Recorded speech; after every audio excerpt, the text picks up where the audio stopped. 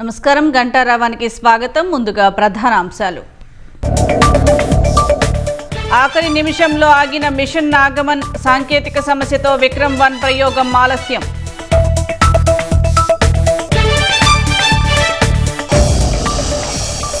గుంటూరులో మహిళను వివస్త్ర చేయడంపై చంద్రబాబు, లోకేష్ ఆగ్రహం.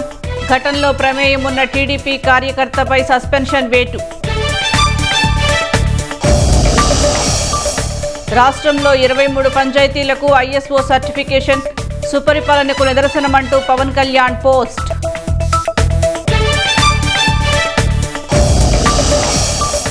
అల్పపీడనం ప్రభావంతో కోస్తా జిల్లాల్లో వర్షాలు, జోరు వానతో రోడ్లపై నిలిచిన నీరు.